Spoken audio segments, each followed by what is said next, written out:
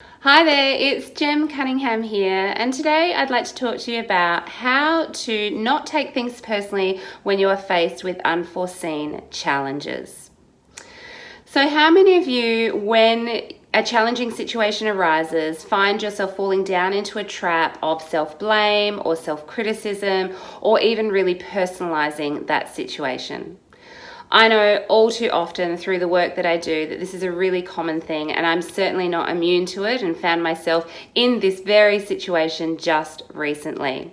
I found that when the ship hit the fog, rather than navigating through that fog with ease and a clear-mindedness to be able to land to a positive outcome, I actually found myself falling into this trap of thinking patterns like, who do I think I am? I don't know what I'm doing. I'm incompetent. Why would they want to listen to me? And two of my favorite things that I like to say to myself is, they hate me and this is all my fault.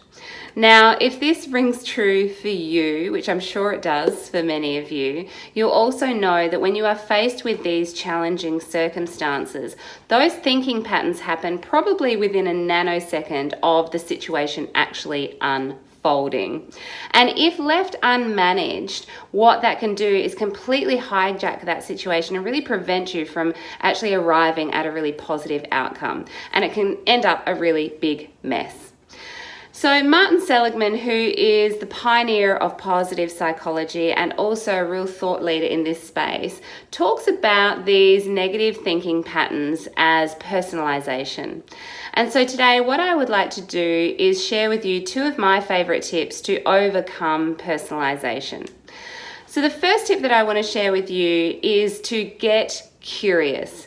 Now, when we are faced with challenging situations, and particularly if they are unforeseen, our brain very quickly tries to make sense of that situation and fill in all the gaps that it doesn't understand.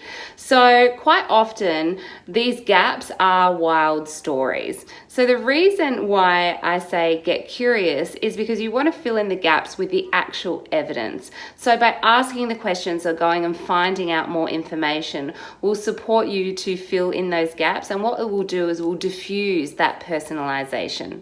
So that's the first one, get curious.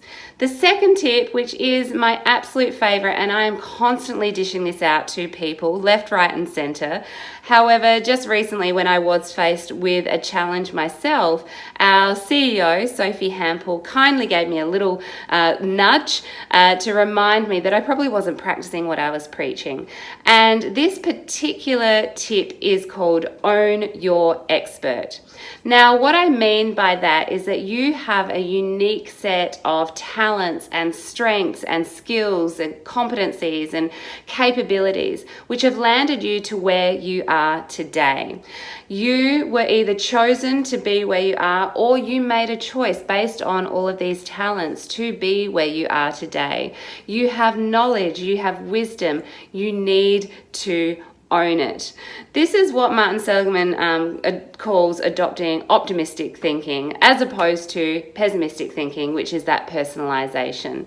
And there are so many benefits to this, but the biggest benefit I see in optimistic thinking is the fact that when you are optimistic, the research says that your overall health and well-being really improves, and you will live longer.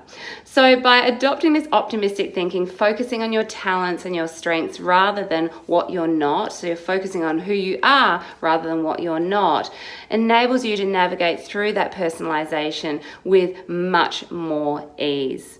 So get curious and own your expert.